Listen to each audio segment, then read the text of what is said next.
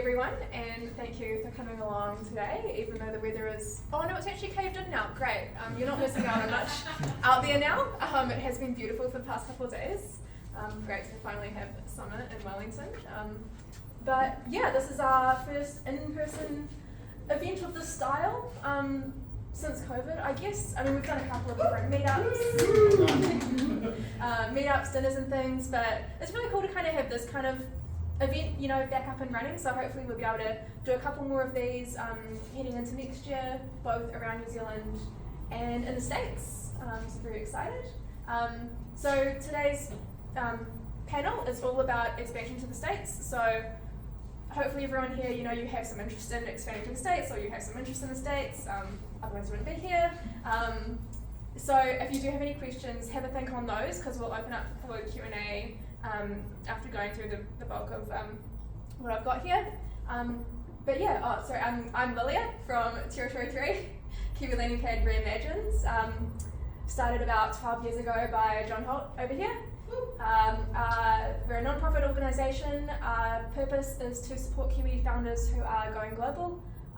So usually a lot of semi-later stage. We don't deal too much with like super early stage, but if you're making moves, you're getting out there and working hard, then those are the kind of founders that we engage most with. And so we've got John Holt here on the panel talking on his experience as well, expanding in the States and with Kiwi Landing Pad, which was initially Territory 3 now, previously Kiwi Landing Pad, originally a co-working space in Silicon Valley for Kiwi founders to go and work at. So John's got a lot of experience in that world. We've got JD Trask from Raygun, and then we've got Sara from Silicon Valley Bank, and we've got Brent Spicer, I believe also known as Spice, from Marsello. And yeah, I was keen for everyone to just do a quick, who you are, what have you been working on lately, a bit of a background for everyone to kind of get some context. So John, if you want to go first. Kia ora koutou katoa, no mai haere mai, ko hone tēnei. Great to see you all here. It's lovely to be at JD's intervention. I've been working in Silicon Valley for 25 years, originally for Hewlett Packard, so kind of seen a little bit of its history and evolution, the good, the bad, and not so good. And just really excited to share whatever's useful. My first business to sell there was Sonar 6. We did performance reviews that don't suck. We were an HR performance review company. We got acquired by Cornerstone On Demand, which is a US publicly listed company still to this day. That was a really cool journey, but very lonely one in terms of being the CEO and co-founder that was spearheading the business development and boots on the ground. We hired an office in San Jose. There's not much going on in San Jose. Maybe more today, sorry, I don't know where you live, but and we just learned a lot of lessons. And so when we looked to exit that, we brought together a lot of the people who supported us. So for those who don't know, it was Sam Morgan, who was our angel investor. Pre-trading the exit, Sir Stephen Tyndall, who's invested in well over 250 companies trying to go global, and is a passionate and consistent supporter of the space amongst all sorts of other things that he does. The Holdsworth family, which owned Datacom, Peter Thiel at the time, now redacted, was an original sponsor and key when he had his fund here, ex-PayPal Mafia, or still PayPal Mafia, but here, and a guy called Craig Elliott, who's now a New Zealand citizen living in Wanaka. And Phil McCaw, who's chair of Mobank, was chair of Trading as well. So yeah, excited to be here. Have worked and seen these folks on both sides of the world quite regularly as we were doing our different things, and so hopefully we can bring some value to your dreams and aspirations and be useful. So please use us accordingly. Just go down the line. So my name's John. It's not really his intervention. Anything's going to make it worse. So my name's John Daniel Trask. Everybody just calls me JD. The co-founder and CEO of a company called Raygun, just down the block there. Can't quite see our neon signs through those blinds. We build software to help other software teams improve the experience with their software. So we do software crash reporting, we measure the performance of software. You probably interact with our code every day maybe don't realise it. We're 92% export led, so we don't make most of our money from New Zealand. We have global brands like HBO, Domino's Pizza, Avis and whatnot, sort of tracking everything behind the scenes, reporting through our platform. It's a SaaS product, and so all the data flows through us. We think, I haven't checked the October numbers, but I think in the month prior, I think we did about 10 billion API calls through our platform. We're a team of about 50. Like my focus is not trying to build a Twitter. Headcount doesn't matter to me. You could just buy it. I'm watching it go down in Valley. So we're here in Wellington. We did expand into the United States physically in 2016, and we spent 2015 preparing for that, so we have an office over there.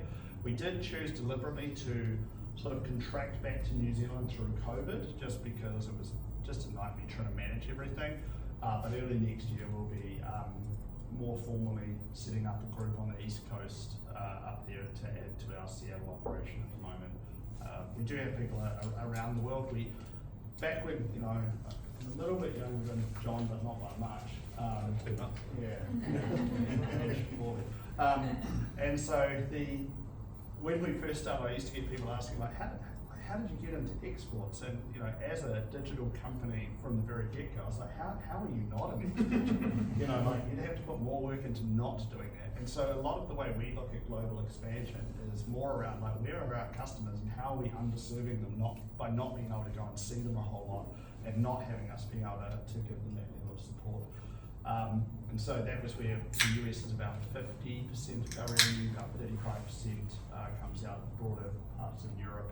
As I said, 8% New Zealand, and the rest was scattered around. So plenty of war stories that I can share tonight. But I'll leave that and pass it on. Awesome. Hi everyone, my name is Sara Rona. I'm from Silicon Valley Bank, based in New York, not Silicon Valley, so definitely want to preface that. And also, as you can imagine, the time zones are a delight from New York, covering the region. So although New Zealand is a lot easier than Australia, but I've been with SUV for about 5 years. It's my 5th bank, so I've really been around on finance for the last 15-ish years. I don't know if you want me to give the SUV spiel now or wait. Afterwards. Okay, but yeah, I'm super happy to be here and just wanted to thank you guys. This is my first time in New Zealand. I got here on Sunday and the head of our group was with me. We are in Auckland and just met with a bunch of our founders and partners. Sorry? and GT, who have been amazing partners, as well as you guys at Territory 3. So very, very excited to be in Wellington. I heard that we brought the sunshine, considering the weather has not been as great, so I will fully take credit for that if I can. And excited to be here. And I'm starting a road trip in Queenstown Friday, so if you guys have any recommendations, please send them my way. That's okay. That's not full of Auckland. We don't like Auckland. I was the guy who was told to come dress in between JD and John. You got that right. Too formal, not formal enough. So just about right. So I'm Spicer. I'm the co-founder and CEO of a company called Marsello. So the problem that we solve is that for many years, small retailers and hospitality businesses have just been getting ripped off by doing dumb marketing.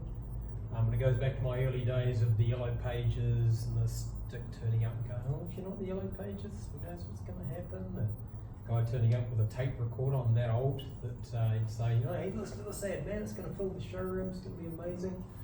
And so what we try to do is we take the data from point of sale and e-commerce and we use that to run very targeted marketing campaigns through our platform to consumers that we can then see whether someone's actually made a purchase from that marketing or not. So our North Star is how many sales do we generate for a small retailer or hospitality business based on how much they pay us. So we're about a 60-70x return on investment at the moment. So if you spend $100 a month, you should be making $6,000 or $7,000 a month from what we do. We can track that down to the dollar. So the majority of our customers are in North America, so about 75%. About 5 or 6% in New Zealand, the rest of them spread around the rest of the world as well. So I spent 2 years in San Francisco. or in Berkeley actually, but we moved to the States for a couple of years to kind of set up a base there, and we don't have that anymore. We actually moved those roles to Canada. JD I think you went there just to Seattle just before me. Yeah, around. So yeah, and John was always there if we wanted to find somebody to drink some piss with, I think. So we've kind of been there and done that. So I think we all have quite different stories about moving to the States as well. And we're a Silicon Valley customer as well. So. Hopefully a happy one. Now I'm about to move you into my portfolio. Who's paying for the drinks? You. Yeah, and Sara, you can just tell us a bit more about Silicon Valley Bank for people who are not aware of, Yeah. So Silicon Valley Bank, obviously, as the name says, we're really the bank of the innovation economy. We really focus on healthcare and tech companies, so catering to startups. And in the U.S., our market share is quite high, so we bank over 50% of all VC-backed companies, and then 2/3 of the VCs that actually finance those companies because we have a funds business. And I'm going to tee up by sharing where our international presence is, and I'll explain why afterwards. So right now we have obviously offices all over the U.S. And most of the major cities. In the UK, we have a joint venture in China, Israel, Germany, Canada. We opened Sweden last week, and we also have Denmark. So there's a lot of activity happening around the Nordic countries. But so I work for a team called Global Gateway. And what we do is we work with 4 core markets where SVB doesn't have a physical presence in. So Australia, New Zealand, which I head up, we have India, Latin America, and Middle East, North Africa. And so our goal for this team is really to work with core markets that have founders that are looking for a bridge into the US. And so what we do is we'll bank these companies, and they'll typically have 1 or 2 reasons to require US banking. And so it depends kind of the scenario. Sometimes it's both, sometimes it's one of them. But one, it's either they're raising money from a US-based investor, and that investor doesn't want to send money back to Australia or New Zealand in this case. They want to work with a US bank. And then it's up to the founder to send money home or to keep it into their US account. Obviously, whatever they want to do with it is their discussion, but if they decide to send money home, they can work with their FX team to lock in rates, which has been very, very helpful in this economic environment that we're living in and probably going further into. The other scenario is they're physically expanding into the US. So they've either tapped out Australia, New Zealand, tapped out APAC, or decided to come straight to the US. What I've seen, even in a post-COVID world, is a lot of founders are still bypassing APAC and just coming straight to the US. And specifically for Kiwi companies, I'm seeing a lot of founders bypassing Australia and just coming straight to the US after showing product market fit at home. So what we do is, we're not a online banking username type of bank. It's much more of like, I call it basically like a hand-holding experience for founders. So we're particular on the companies that we work with for the sole reason that we'll plug them in with, all the service providers they need. So law firms, whether it's for incorporation and immigration, accounting firms, PEOs, real estate advisors if you're looking for office space. The goal is really to be a one-stop shop so that whenever you're scanned to the US, you don't have to focus on all the administrative bullshit that goes with, expanding into the US, and you can kind of hit the ground running. And it's kind of a win-win for all of us, right? As whenever our founders are successful, so so are we. So yeah, that's kind of what we do, and we're super plugged in with the likes of NZT. They've been amazing partners in the US and here on the ground. I haven't met them here, but I have met them in Auckland. Austrade, all the trade agencies, and our goal is really, we're quite plugged in with the VCs as well. So banking the portfolio companies of Blackbird, so we just sponsored Sunrise, Movac, Ice House, a lot of the top tier VCs here that have founders that are looking to expand into the US. So that's kind of like our sweet spot of where we come in, and I don't know if that gave enough detail or if that was too much or not enough, but if you guys have any questions, also happy to answer more stuff afterwards, but hopefully that kind of set the stage a little bit. Yeah, totally. That was awesome. I think it was a good rundown of Silicon Valley Bank. Good. Awesome. Okay, so we've done quick background. Startups that you've been involved in, specifically that have been involved in the States. So, John, what kind of, did Sona 6? Well, I didn't know there was going to be a test. I didn't know how many or what they were. Okay, how many first? Lots. First time was Sonar 6, then we took 90 Seconds TV, Yeah. I was chair of that, into the US, Cloud Cannon, Dunedin company, which only still has 2 major clients in the world, one's Netflix and one's Amazon. And yeah, a smattering of involvement in probably another 20 to 30 companies, about half of which didn't make it, if I look back over the last 20 years. Yeah, so that's, and yeah, learned a lot in different stages from all of those. Cool. And what led you to the States initially? So I went to London 8 times in the first year of Sonar 6, which is not a good time.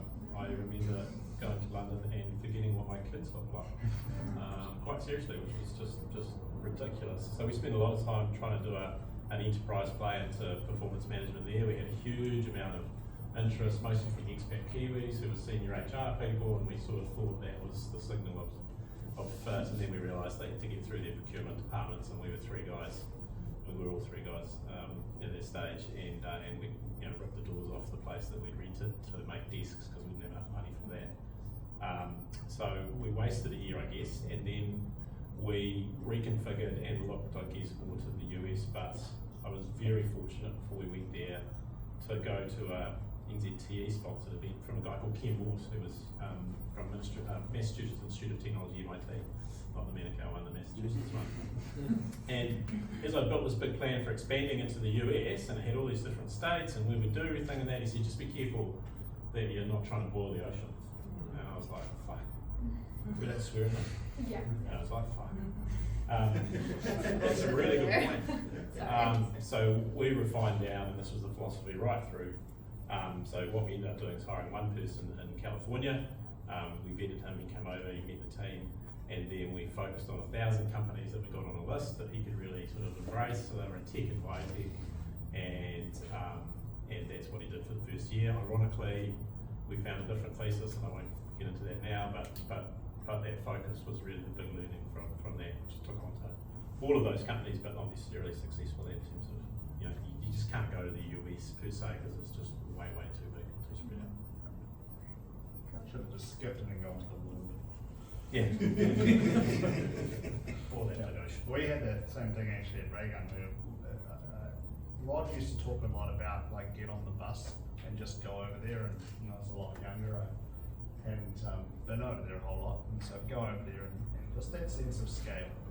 And that was the thing, we'd set up this comp plan at one point. I was like, now that I'm here, I realised that we could probably hit this number in about a 3-block radius. Yeah. It's big. And so even when we went to Seattle, when I set up the apartment there, I literally got it across the road from the Amazon headquarters because I was like, I just want to be aware of the scale. And that was pretty fucking daunting. Like, that's a big scale business. Yeah, cool. And I know you talked a little bit about Raygun and expanding to the States before. But yeah, can you talk more on specifically the cities? So you mentioned Seattle there. Yeah. Why did you choose Seattle? Well, to jump to the punchline, it was a mistake. I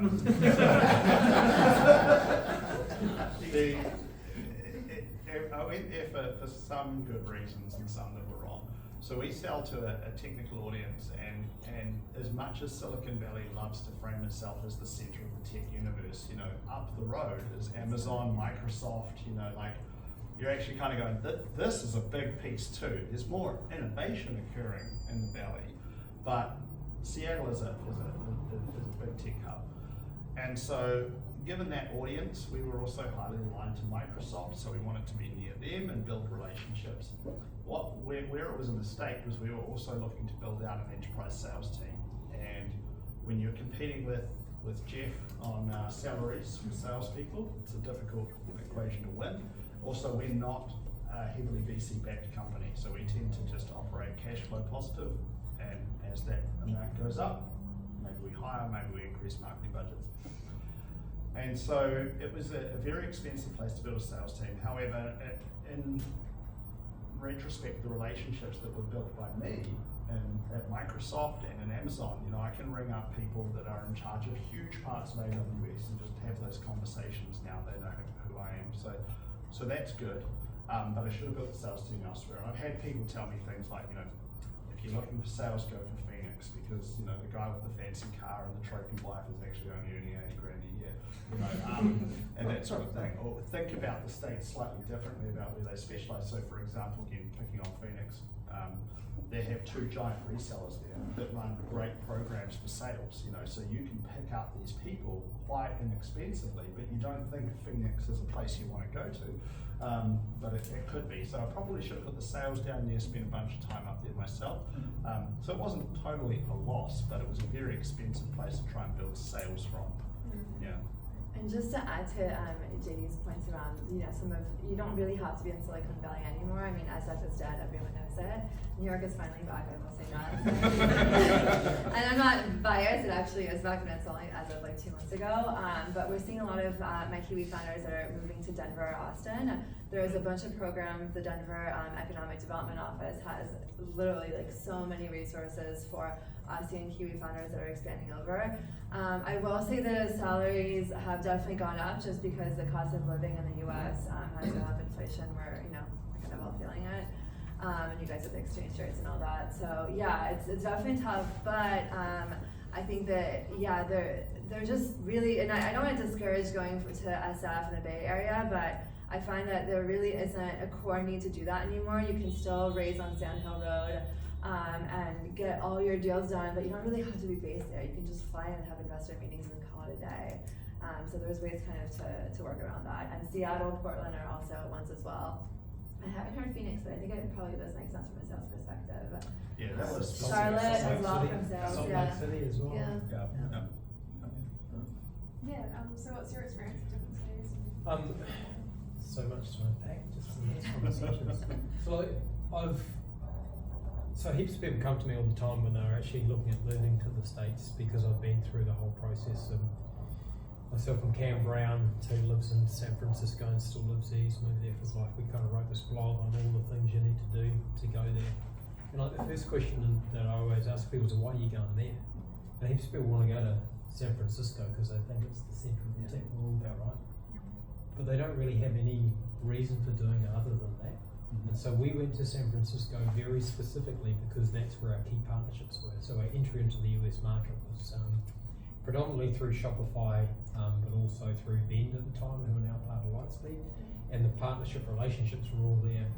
But we also heard all the way back from the 0 days, and like we've had this conversation before about hiring the wrong people there. You know, about these wankers that kind of say, we're going to do this here, I've done all this, my CV's amazing, and they're full of shit. Right, and it's very, very hard to manage Americans from New Zealand, so we made a decision at a board level to send me there,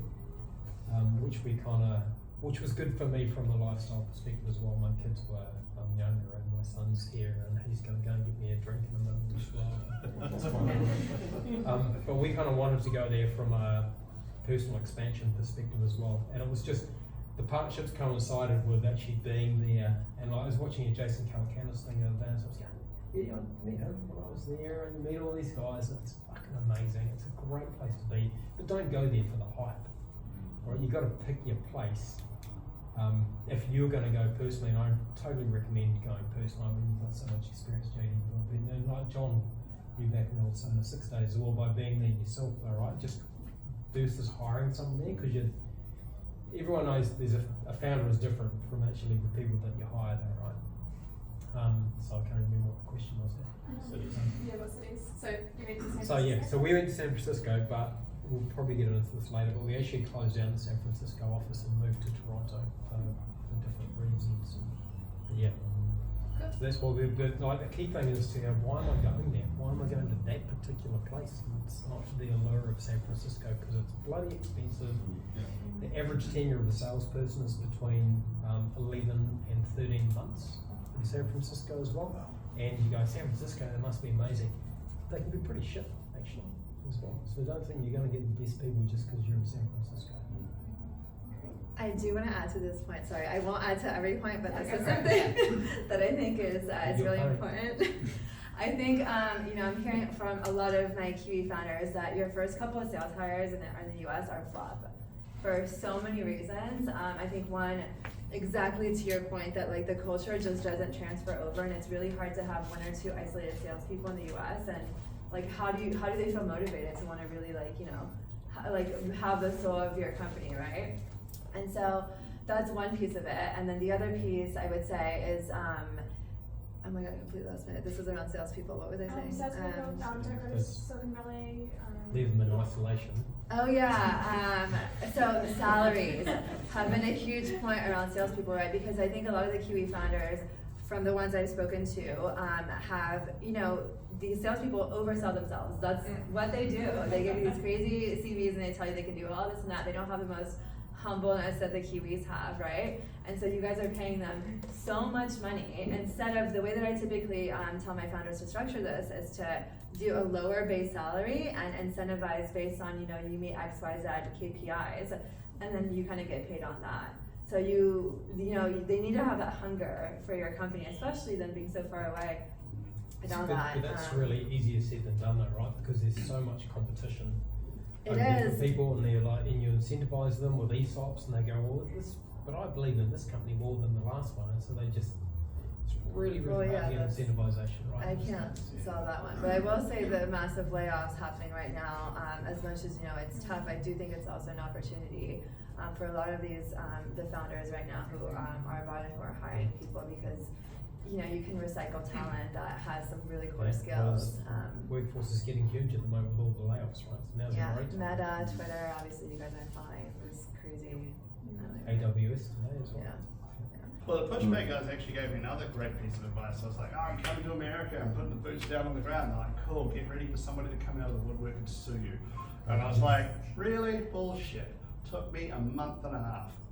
Like 6 weeks after I got there, some trademark troll came out and was like, Let me guess, it was for asking for a W-2.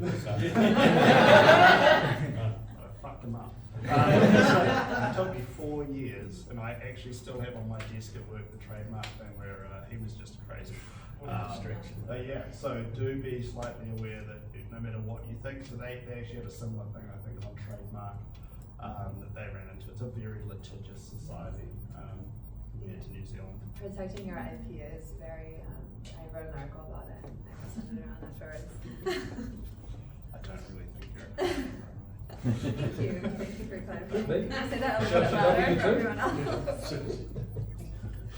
Yeah, I sort of heard someone once say, sue people before they sue you. Does that ring a bell? No. Okay. I can't remember exactly where, I remember that it stuck with me. The US is definitely a very suing culture. You can sue for anything, but you looked at me the wrong way, I'm suing you now. You know, yes. Yeah, cool. In terms of first experiences taking startups to the States, what went wrong? Repeat. Can we get on to the right now? What went right? Well, we went in the GFC in my first business, which, I mean, was interesting. But in fairness to the size thing, I mean, we still had 100 customers after 12 months. But in terms of what went wrong, I think we planned to have 500. So I think you just got to have that flex in every plan, not just around economic conditions, but around a lot of these things we're talking about learning the lay of the land and stuff that doesn't necessarily sort of bankrupt you, but certainly takes a lot of your head space. I mean, being sued, that's a big piece of, it's very unusual to be sued in New Zealand, so there's a lot of stuff there. So I think we probably, in terms of missing that, is just capital runway. Just underestimated. Took into account exchange rates and those sorts of things, but just the timing of, in a new market, how many things you can't actually plan for because you don't have any concept of how they're going to impact your entry.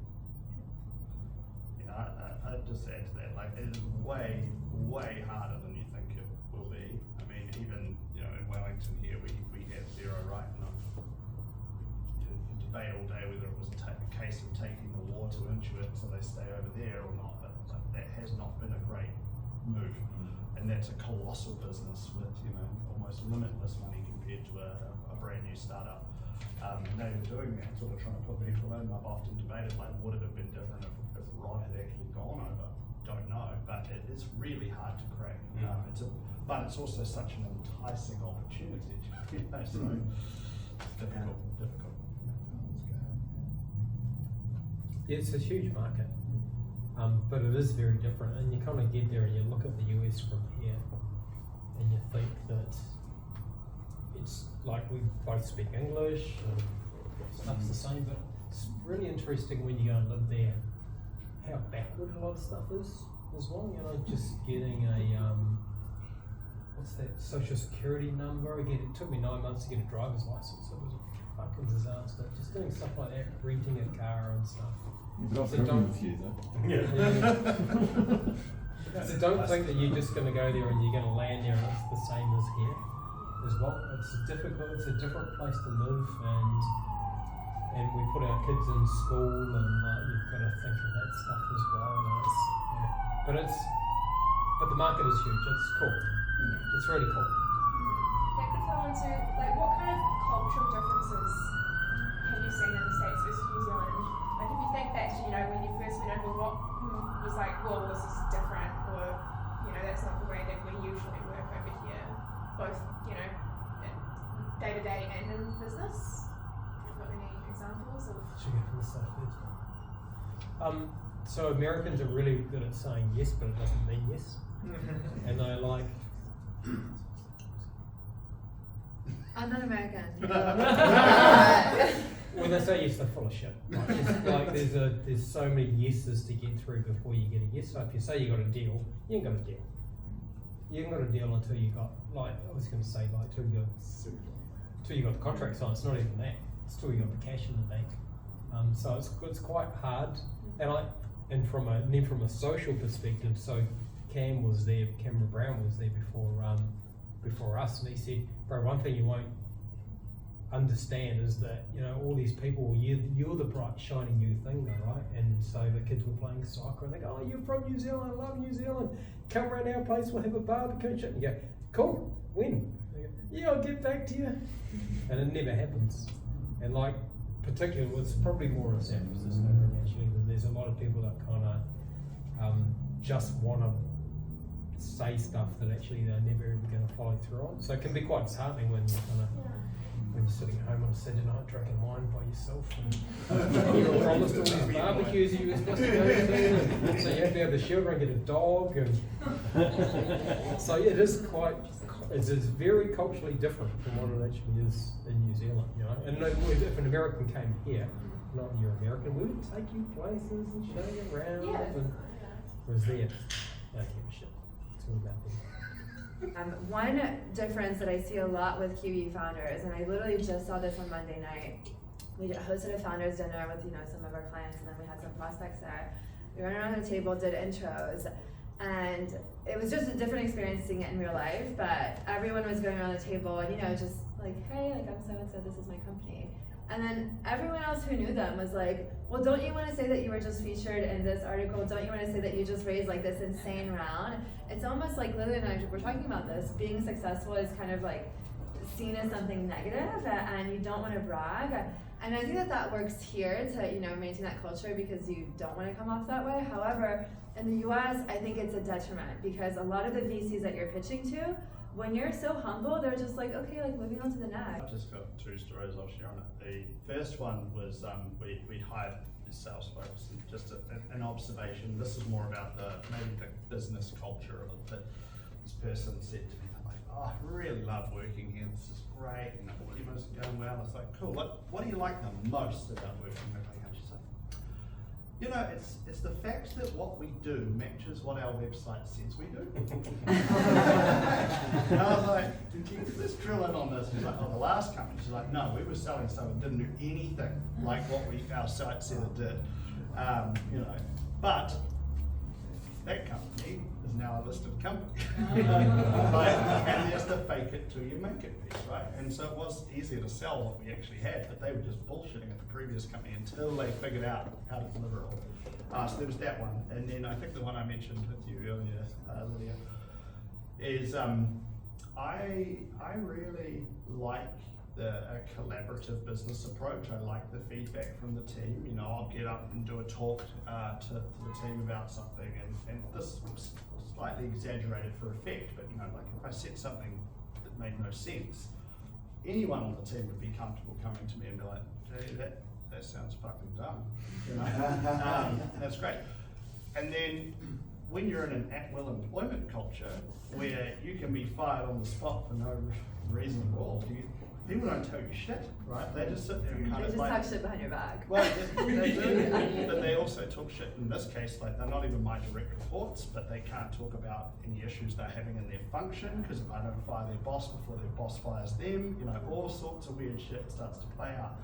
And as much as the New Zealand employment environment would suggest we need more restrictions, I strongly disagree with that, it does change the the relationship between management, or especially the founder type relationship with staff, because they're not going to be honest.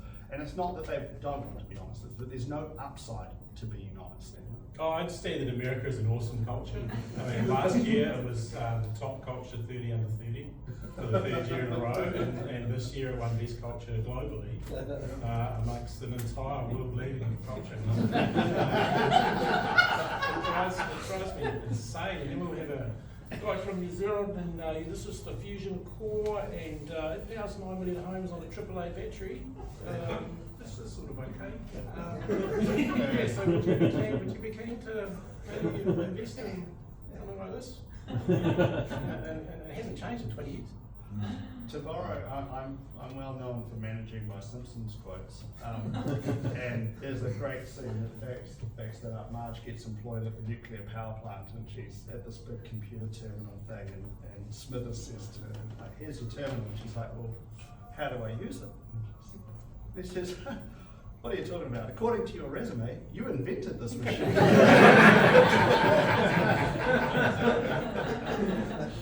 It just never ceases to amaze me how brazen and, you know, not even a Google search will tell you half the things that just not. And it's quite confusing for us because we are, you know, we're just not used to it, and we certainly don't project almost to get into the vibe, and then, you know, there's this whole shuffling process, and just the last thing around that is like getting into, and probably might be a Bay Area thing, but getting into somebody's genuine social circle is a big deal. You know, if you think you're going out with people at night and they're taking you to, you know, if they're not taking you to their home, you're at work with them. And I think we have a very different approach to that. And that might seem like a little thing, but I think it really confuses, to your point earlier, a lot of Kiwis about how well they're doing around selling their stuff. Because it's just very different. Yes, social connection, business connections are a currency. And so me introducing you to somebody in my network and that doesn't work out well doesn't mean that it was a good, you know, it doesn't work out well because I didn't follow up or I didn't do some of these sort of etiquette things. That's cost me in my currency in terms of a future. But in defence of the American business culture, say something nice about them for a change. It's like the thing that I came away with, like from a business perspective, the power of reciprocity is more real there than anywhere else in the world. So like from a business perspective, if you meet someone, they'll introduce you to anybody, anywhere, and they'll share everything they could possibly know in the world because they believe it might make the world a better place. And I loved that. Like, you don't get that here. People want something in return, right? And like over there, it's, hey, yeah, sure, I've got some advice on this. And like one of the things I walked away with from the States that I could never understand, so I was lucky enough to meet Thomas Tungers, the famous blogger over there. I went to some of his office hours things. And there would be these people who were like 30 years old, like 28, 32, who had done all this amazing shit. I scaled this company from here to here.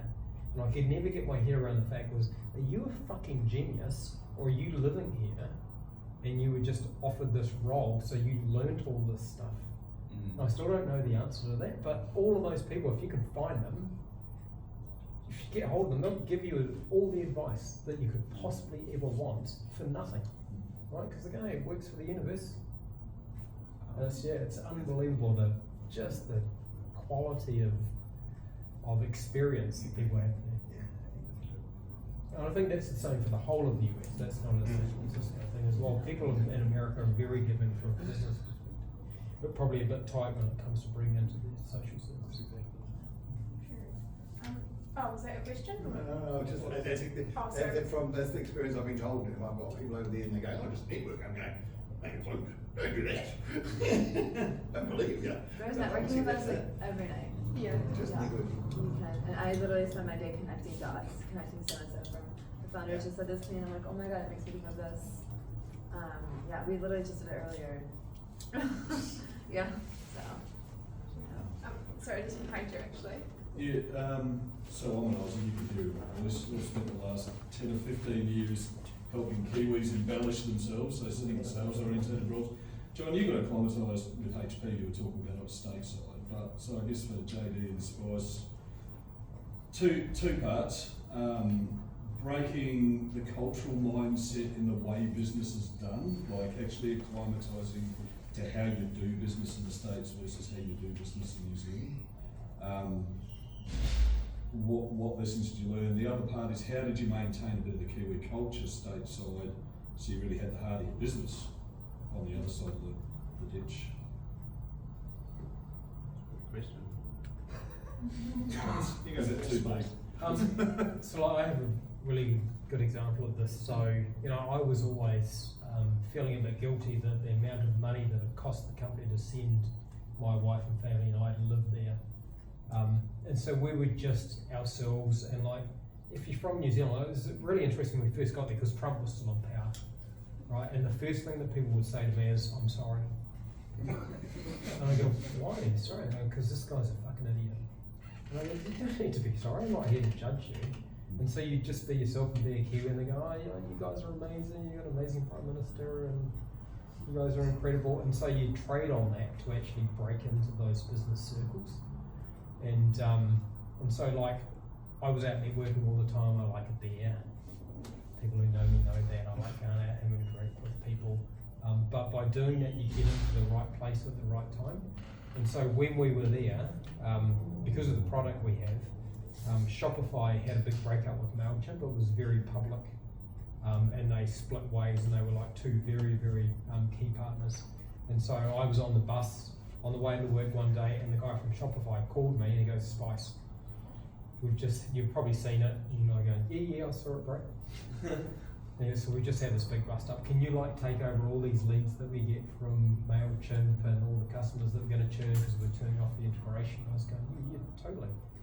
And I said, but what we need to do, Addison, is you probably had one of the shittest days of your life. So we're going to come back to you and I'll tell you how we're going to fix all this stuff. And then at 4 o'clock, we're meeting at this bar for a beer.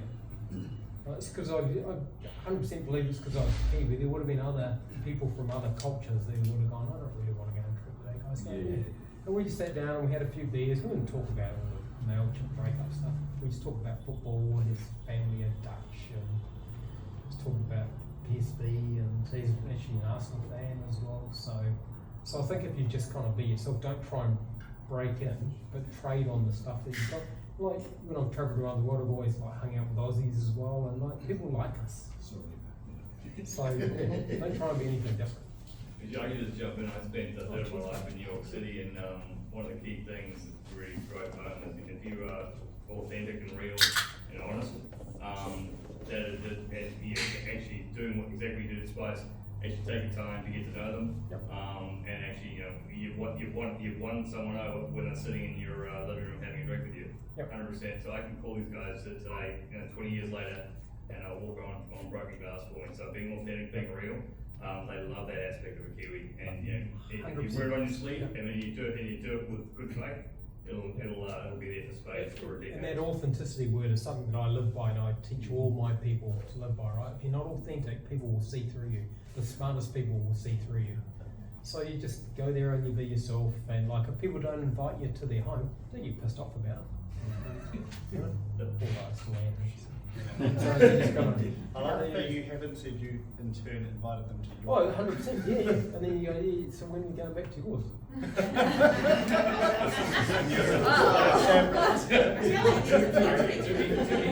I will do your Well, plug. actually, they never came to mine. It's harder to invite people in New York because your apartments are so teeny. Exactly. So please never take offense if you don't get invited anywhere, because I never invite people over because I live in a shoebox. So yeah. So That's true. There's three things I'll share here. First one was we got an apartment there, deliberately chose one that was sort of set up so there was two sides to it, so that if I had the team members come over, they could stay there but not feel like they were living in my house. They'd have their own space. And that became quite a perk. So I would bring a lot of the New Zealand team, developers, anything like that up and have them stay for a week or two and just socialise with the team. I didn't actually let very many Americans come to New Zealand.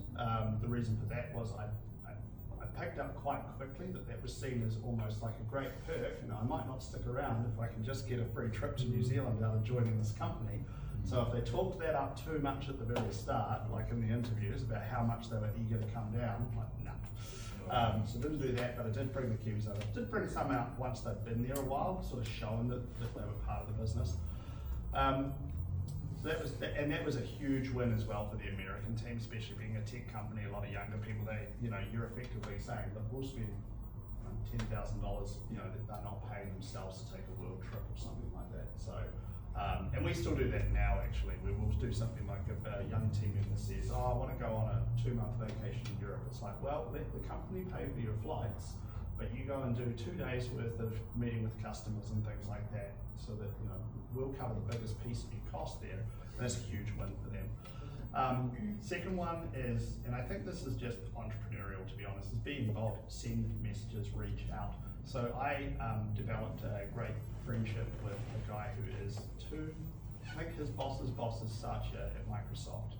And it's at the point where it's like, photos and his daughters have just gone off to high school, I go out and get absolutely wrecked with him whenever I'm up there, hang out with his wife, know them, and that's my connection into the Microsoft org, like anything that's going on. Most of the time we're not talking about work stuff, but it is just like, hey, this has just happened, it affects us, and I need to find a path on this. That person will know exactly where to go.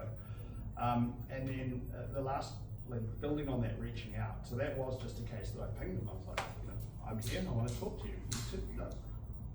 Not a lot of people actually do that, right? They think they might want to do it, but they don't. And then the other one is leveraging Kiwi connections. And so I did this more when I was going up there in the sort of on the bus mode. So I wasn't living there yet. I just wanted to start building some relationships. So I did this with about 10 people, but I'll use one as an example. I found that the guy that did all of the PR and writing for Elon at Tesla was a guy from Christchurch. And so I just sent him a message and I was like, hey, I'm coming up to the valley. You're a Kiwi, what do you miss? What can I bring you? And of all things, he asked for a whole pile of Olivio margarine spread. And so I turned up at the Tesla headquarters with my bag of Olivio margarine. And we had this great chat. They had a real bee problem at their headquarters at the time. And he's now the founder of Substack. I can still DM him and stuff like that. So that's a good way to leverage the fact that you can cut through to fellow Kiwis who might be up there, who might have been there so long that you wouldn't even think they were Kiwis at this point. So I've had tours of LinkedIn and all these companies just by doing that same thing. Go on LinkedIn, find someone who had previous employment in New Zealand and is currently in the area you're going and reach out that way just to seed those relationships. And on that, would you say LinkedIn is the best platform for reaching out to people over there? Or what? Yeah.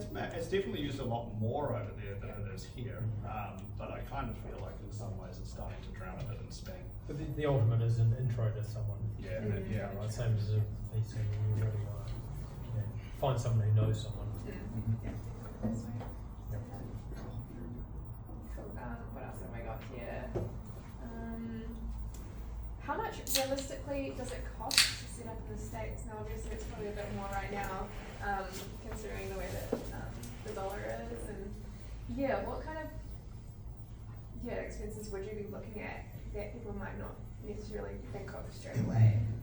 Well, it's about 11% cheaper than it was a month ago. I, as a rule of thumb, would tell someone that they need $500,000 of free capital,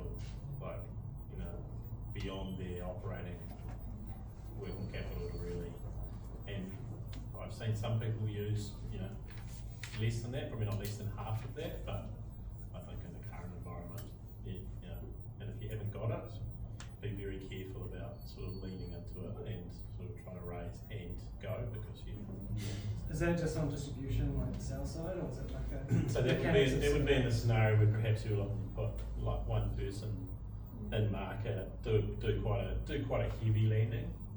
You know, you can definitely scrimp on it, but I think the problem is, you know, you say 250 and then people say, oh, I'll be sweet on 150, which I've seen a lot, and you say, well, you know, why are you here for the, and you know, and then the other part about that, particularly if it's a founder going up, I don't know what your view is on this, Spice. You really don't want to be distracted by having operational financial issues in the mothership while you were trying to do the real spearhead stuff. Yeah. I think when we went up there, we had budgeted about 1.5 million, but that was because it wasn't going to be one founder. Like we probably spent about 150 grand on all up over those couple of years prior of doing the trips and meeting people and seeing things and working out those things. Yeah. And I'll just give a little plug though here for NZTE on their International Growth Fund. So we did participate in that program, which I think provided about 600,000 in co-funding. Yeah, 100 plus 500.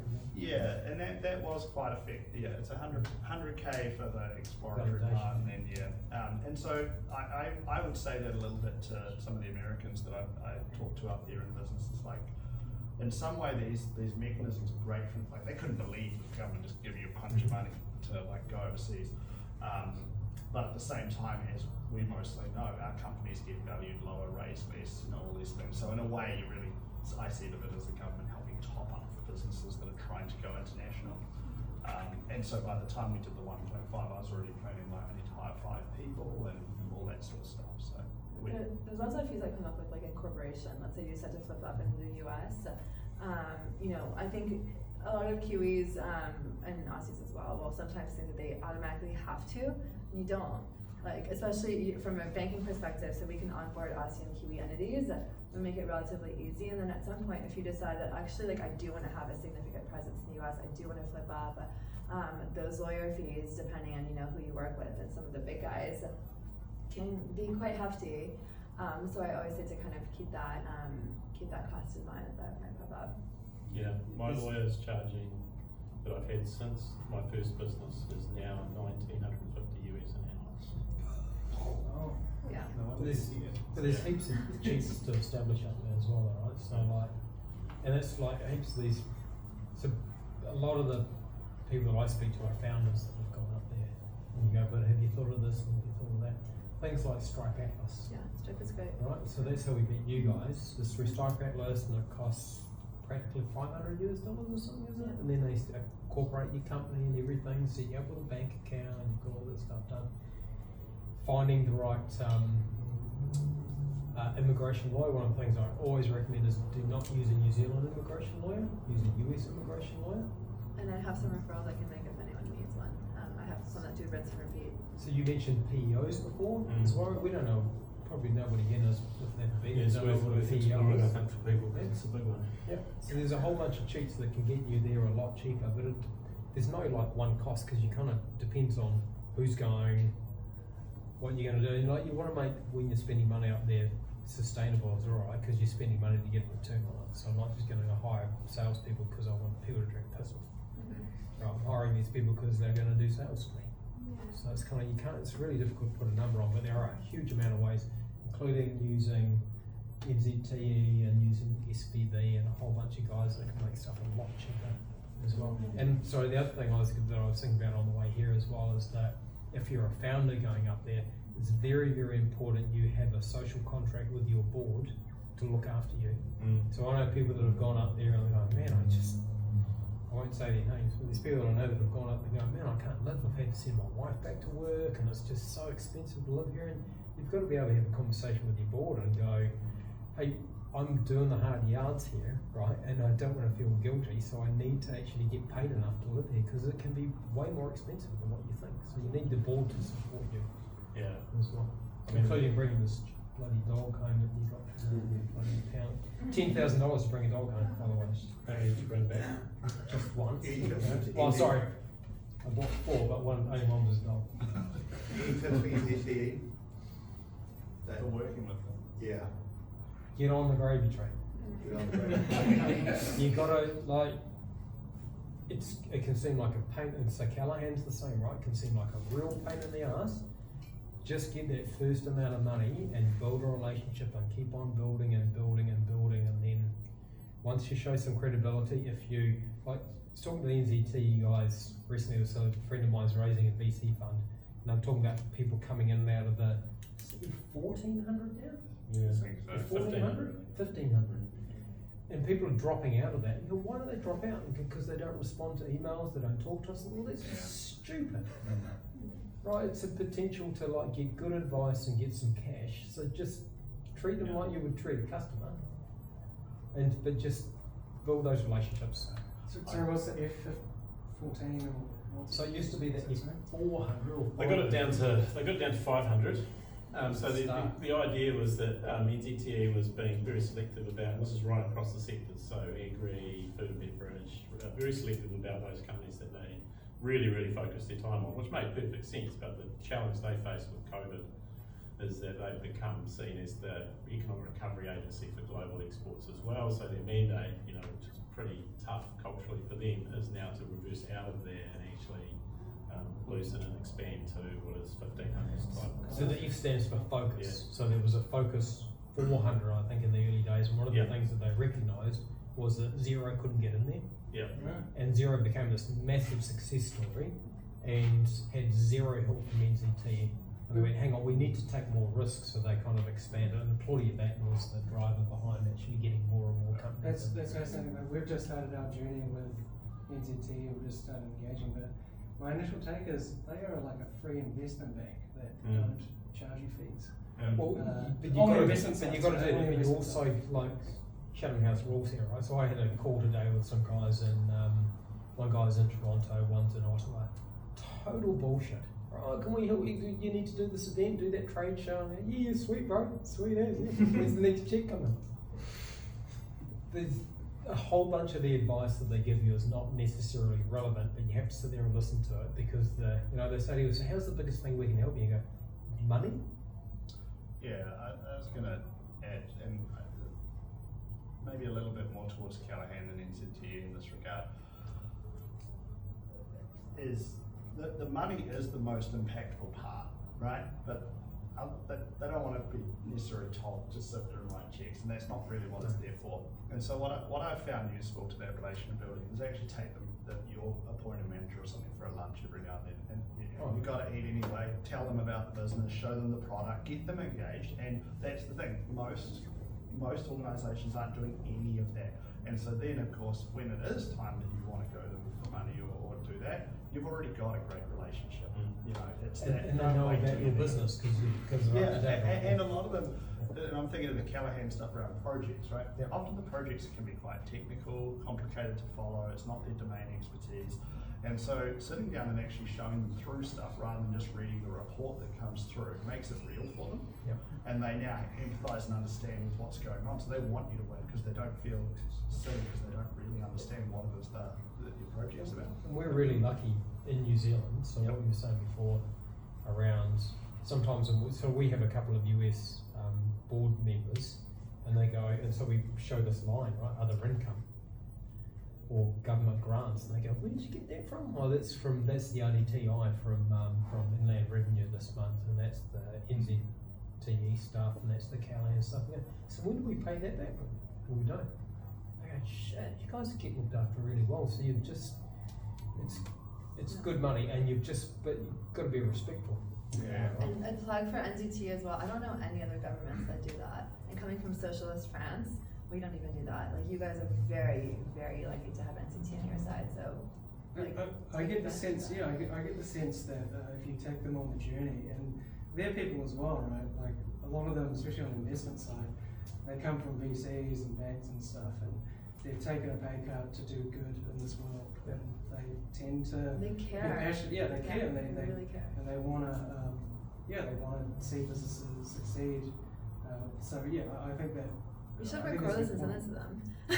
That's a good point. Yeah, the Shannon House. Hopefully it's, yeah, I need to edit a little. Yeah. You've been holding that hand up. I was just gonna say, like, do you guys think it's worth incorporating New Zealand for the benefit that comes with it or not? So like, we as a company, we went global first, only incorporated in the US, even though half our dev team was in New Zealand, we didn't bother to incorporate here. That was actually really tough, because we had no support from New Zealand. Like, out of really sub 5 million employees, we've had 10,000 employees. So it's like, is it worth, if you're a founder that's directly going to focus on the US market, is it worth then going through, okay, I'm going to incorporate in New Zealand and then make the move to the US? Because we raised US valuations right out the get-go, raised capital there, but we had then no benefit from New Zealand. Even though I'm a New Zealand founder, half our team was in New Zealand. So curious to see if you guys think that balances out, or if it's worth just going direct there versus actually starting from here. I think it's interesting that you brought up flipping before, right? And like that used to be a prerequisite to raising in the US, right? You had to be a US domiciled company. And that's not the case anymore. There are some VCs that are annoying with that still, but not as much as there used to be. Yeah, I don't know from the situation you're in of like coming back this way. About the, I don't know that I would probably do the hoop jumping simply to get access to those government programs. And normally not for us, we're sort of past that point where that would be a trouble for a structure in the US, but like if there's founders here that are thinking about it, where their sole focus is going to be the US. So why did you register in the US to start with? So you can get access to We capital? did a C Corp in Delaware. And so But why did you start there? we're a US company, the market's US, so there was no focus in New Zealand, but devs and a lot of good help with it. But the main reason being that, like, you know, from a raise standpoint, we're a US company, that market made more sense from a raise structure standpoint. For raising? Yeah. Can I ask how you were able to raise from US VCs? Any tips that you have for people around, you know, who might want to? And we raised during COVID, so we didn't get that baseline. But for us, it was a lot of connections, as leveraging as much connections as possible. And then also a lot of outreach. Like, there's 3 of us founders. We had like LinkedIn going 200 invites a week, message follow-ups. So we're probably talking about 2,000 founders, investors, VCs at this point, and we probably have 50 investors. So it's a large number of just grinding. But yeah. I think if your primary customers are there, like technically in my situation, our primary customers are there. But I would,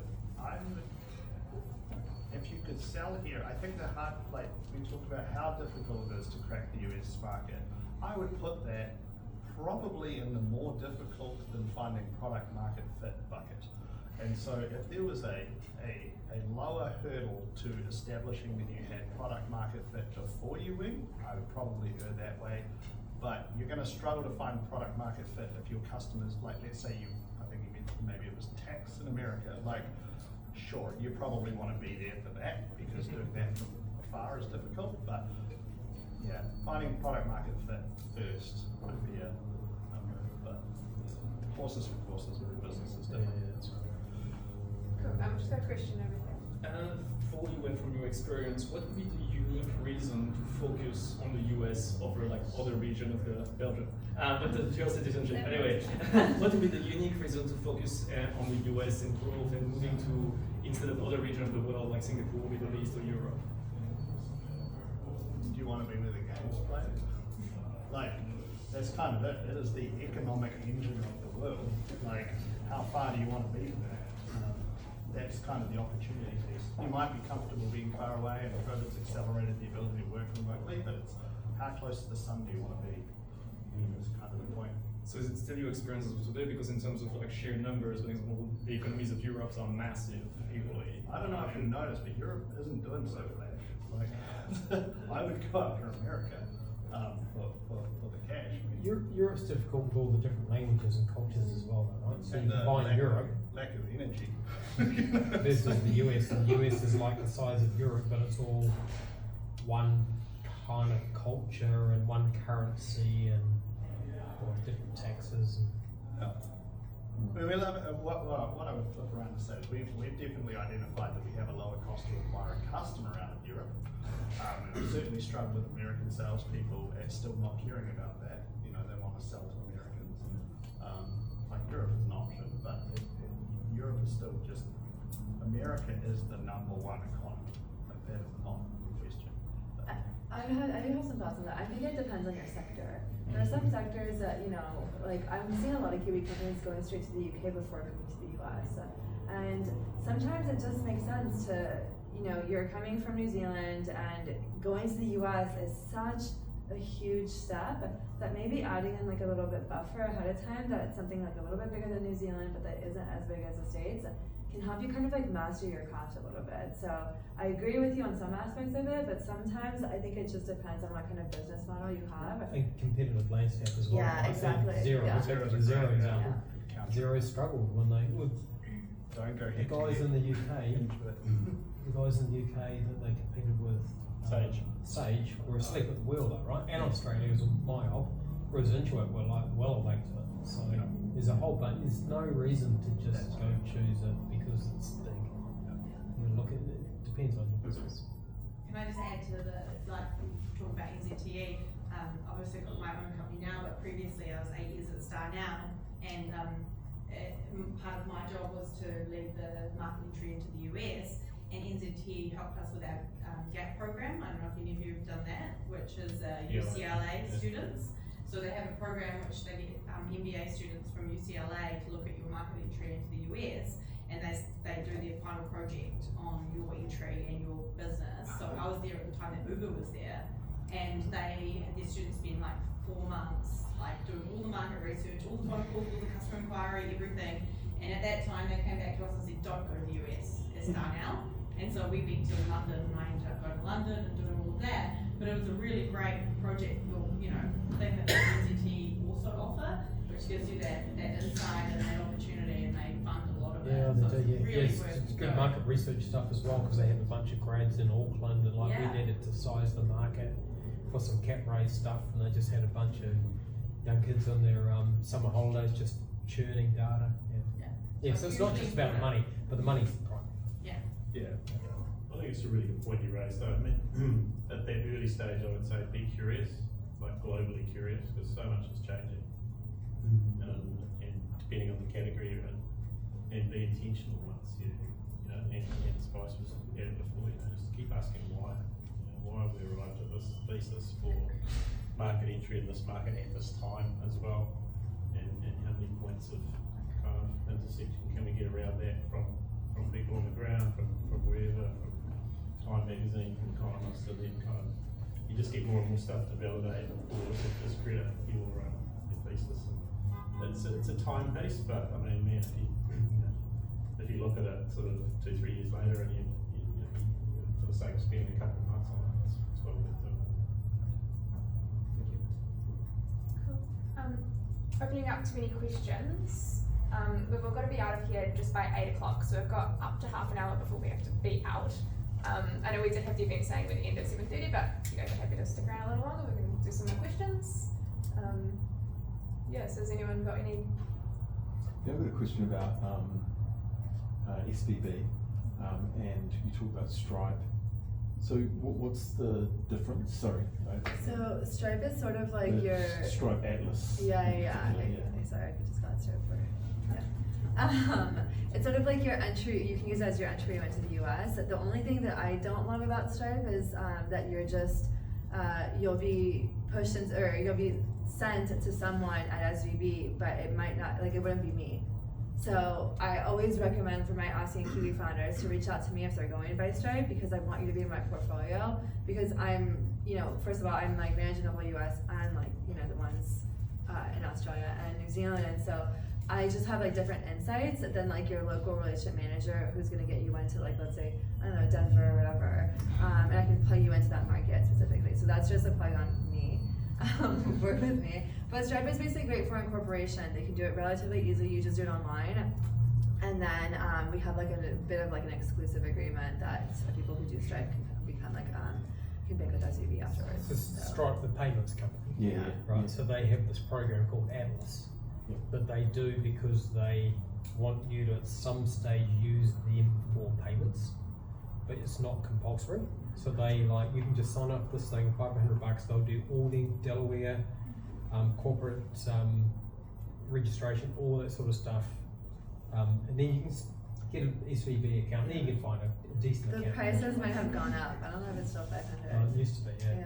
But it used to be quite hard to get into as well. But it's like there are tens of thousands of dollars worth that they just used to do, probably before the market's changed now, and they're laying off people. 14% the other day, right? They laid off. But it was just something they did because they thought if these companies are successful, they'll hopefully do their payments for us at some stage. So it's Stripe, and Atlas is just this program that they did. That I had a whole didn't bunch of- I assumed. It was brilliant, like absolutely. Did you use it? No, we incorporated directly. I don't know that Atlas had technically launched then, but even then, I think we only, I heard a lot of people talking about why they needed that. I think we only spent like $1,000 to set up, but I don't know whether we just happened to find a cheat code that worked. We're the same, we're about $1,000. Yeah. But I know Stripe Atlas was really popular with like Shopify store owners that needed to set up in the US. I think I have like 10 friends that have used Stripe Atlas. So I think like it was 500, but there's a few other things that you pay separate. I guess this is a question for Spice. In terms of like New Zealand consumers and like US consumers, because we talk a lot about business and VCs and capital, but like when it comes to like actually convincing consumers in America, do you find it's actually easier to convince them to like make a purchase through like traditional like marketing methods, etc.? Because like you think like 60 times more people, am I going to get 60 times the amount? Are you talking about the marketing that they received? Yeah, like the marketing. Just like retailers? Yeah, I am more. So they are way more open to SMS, for example, than email. Okay. Which is like in New Zealand and Australia in particular, SMS is quite intrusive, and people get fucked off if you get an SMS, right? In the US, they love it and they'll make a purchase straight away.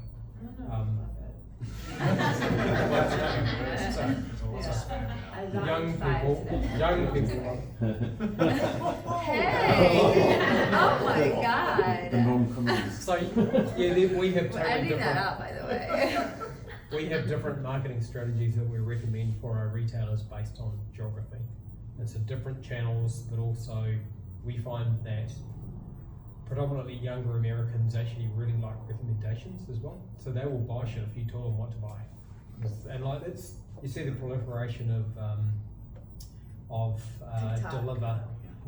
delivery services, because they go, man, I'm wealthy, I can't be bothered going out, just send me the shit that I want. So I'll get the food from the best restaurant, but just deliver it to me. It's totally different purchase profiles for different people around the world, 100%. But if you want to talk about that later, happy to talk about it. Yeah, New York City is the best for that. I think I had free groceries for a month last week there because the delivery service giving so long. A lot of them are going bankrupt though. Yeah. Now I think just like the bigger chains like Instacart and Whole Foods, but the other ones that do like, you know, and I think you guys have, well, I know in Australia they have one, I don't know if you guys have them here, but these like, you order something within an hour, it's delivered to your, these like, you know, super quick delivery. DoorDash, we have it, but I don't know how it is here, but there it's more for like food delivery. Yeah, DoorDash is dominating in the US.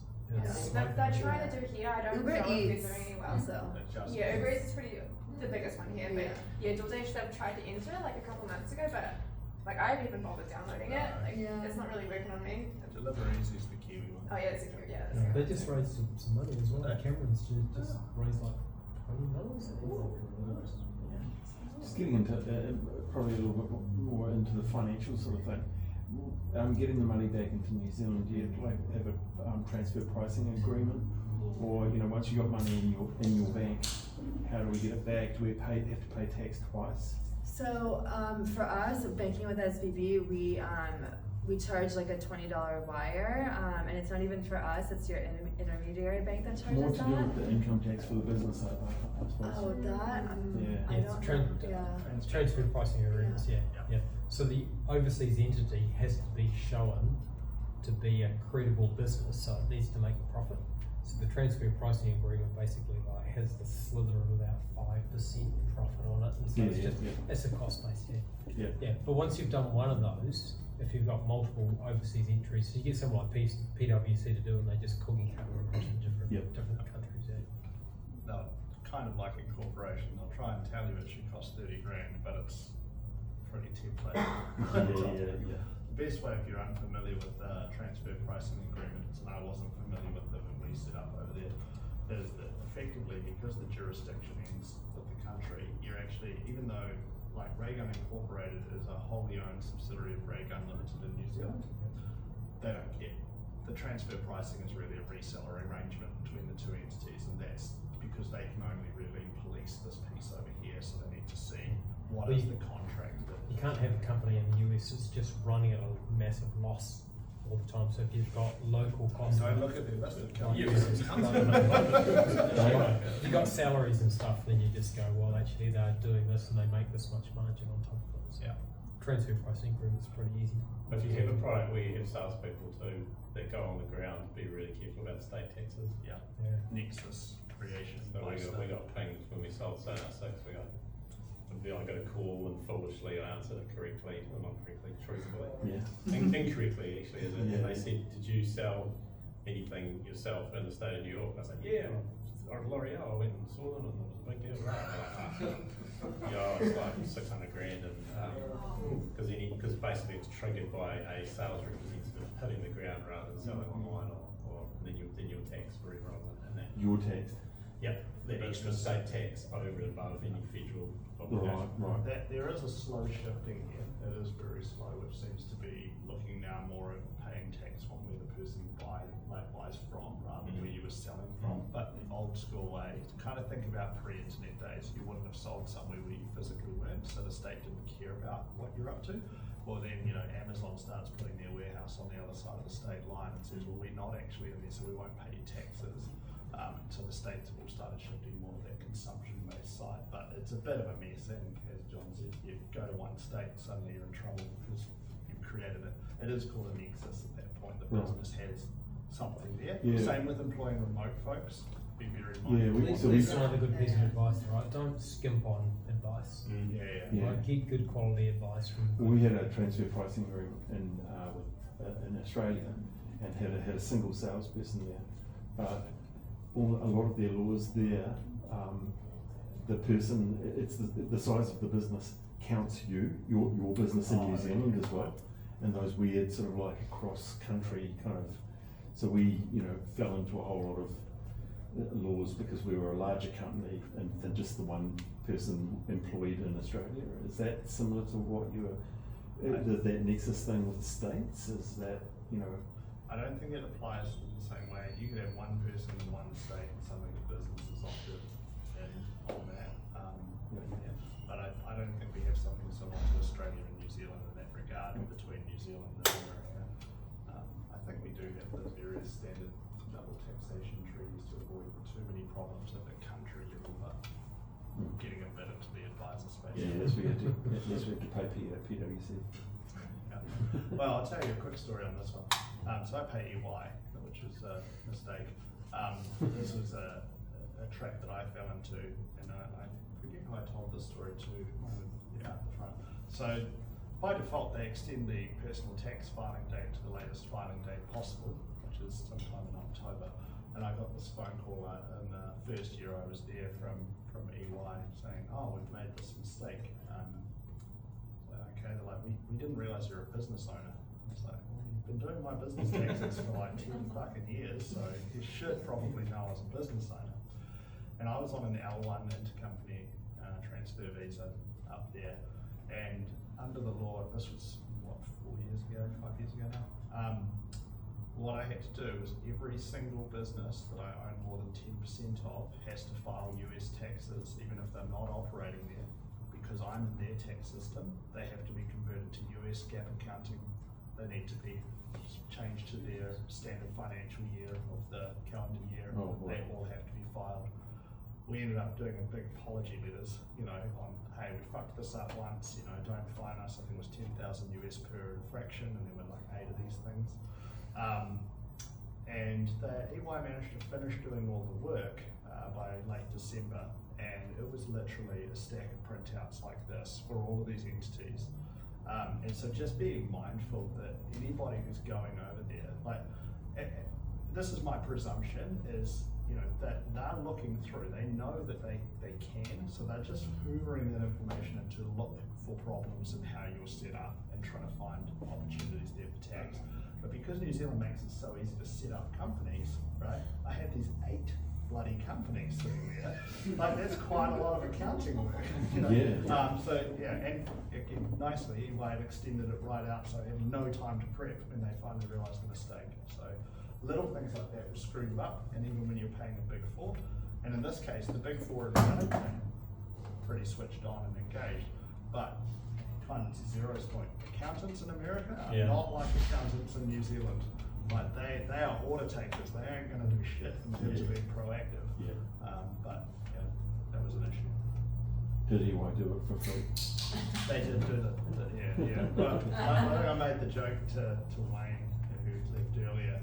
You know, they tried to point to that front piece of paper that they all do that says, you know, we're not responsible for anything, you know, like you're paying us for fun, you know, but it was that reminder of like, know where you live. You know, so yeah.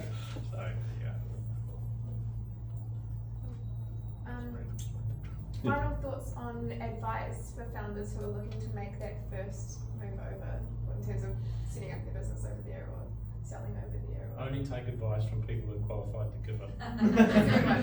It's a rant I've had for years. You've heard it. Advice versus perspective. Everybody has a perspective and they're more entitled to share with you on it, but there's a very few people in the world that do the training in some of these areas like we just talked about that give you advice. So don't take tax advice from your lawyer and don't take legal advice from your accountant. They both have a valuable perspective, but they take advice from people who are qualified to give it. Do you guys have any qualified advice? My advice I think relates to this economic environment that we're in. You know, I think we're all advising for our founders to have, you know, 24, 36 months of runway to get them kind of to those next stages. And there's been a lot of ask around venture debt lately. And I just want to like really clarify that venture debt should be used as like an insurance policy. Don't use it to like accelerate your business and to expand into a new market. Just have that with a goal of probably not drawing down on it or just drawing a little bit. But that should definitely be used for that. And I think with this environment that we are going into, the Kiwis are definitely a lot more insulated.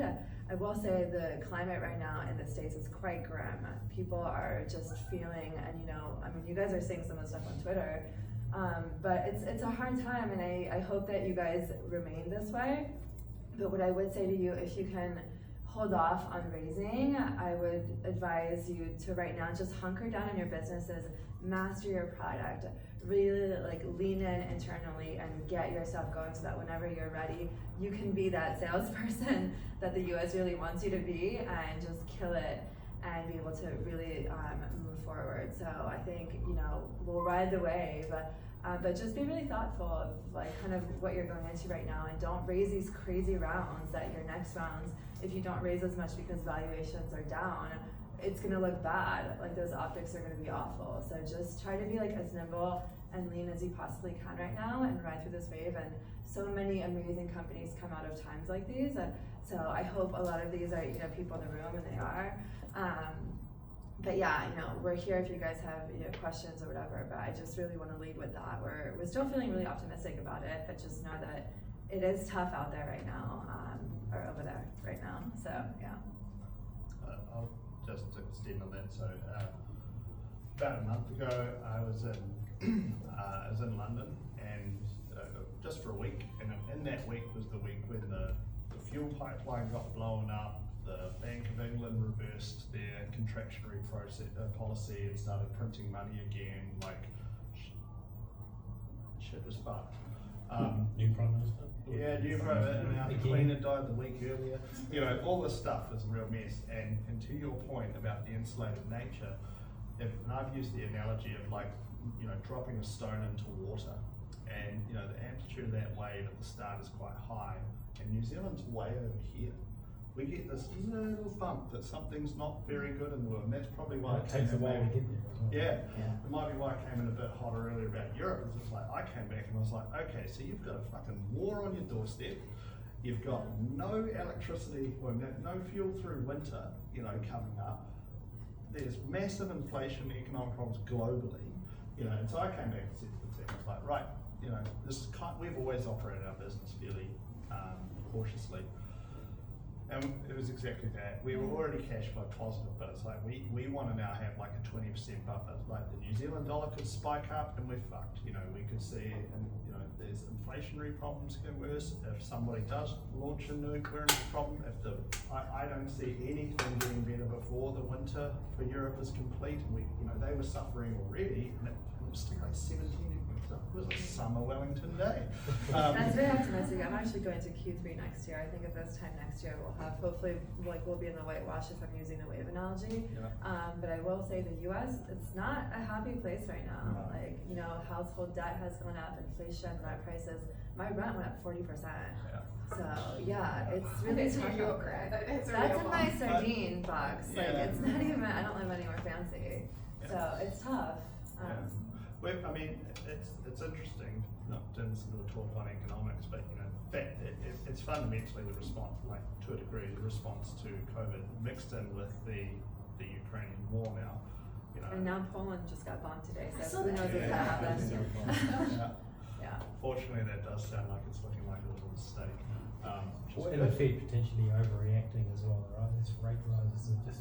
Well, I think even off the market appears to have rebounded since that CPI number last week, and it's like There's not finally much one noise on good it. news point, and the market's like through the roof, and it's like it's not over. Yeah, We're taking our medicine, and it's not fun fundamentally.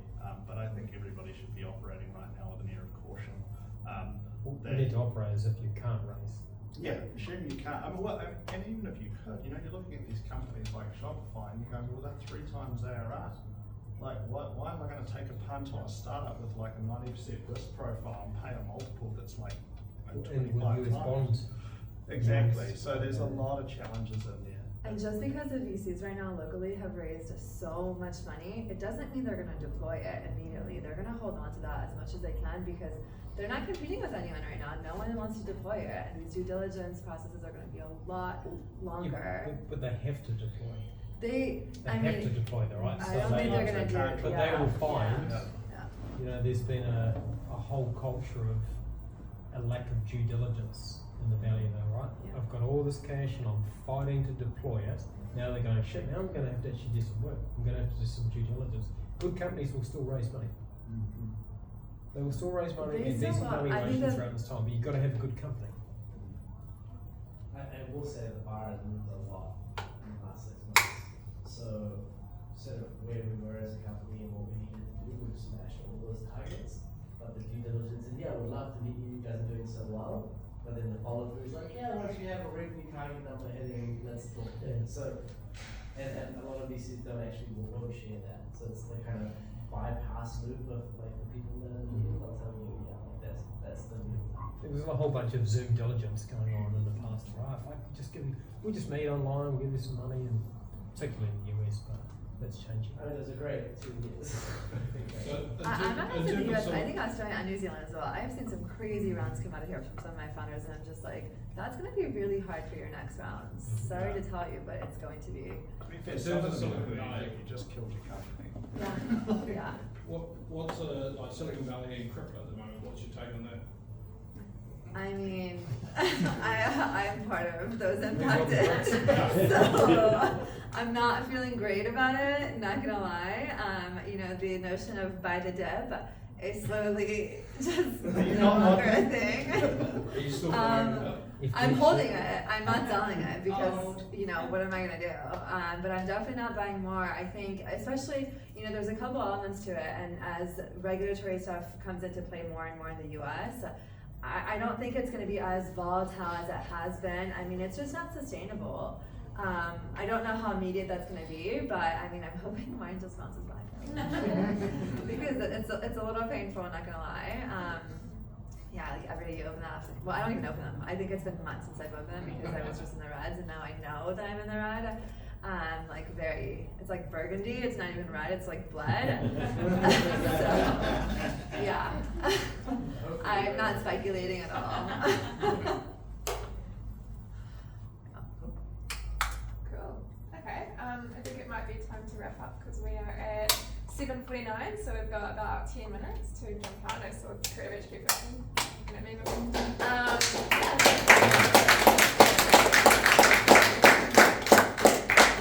And hopefully my recording is still recording, so hopefully we have got a recording. Because I know a lot of people couldn't make it tonight. And Please make a lot of well, edits. yeah. You're awesome, Rod. That's why we're not live right now, because I mean, you have to edit it. yeah. Watch out, 3-minute panel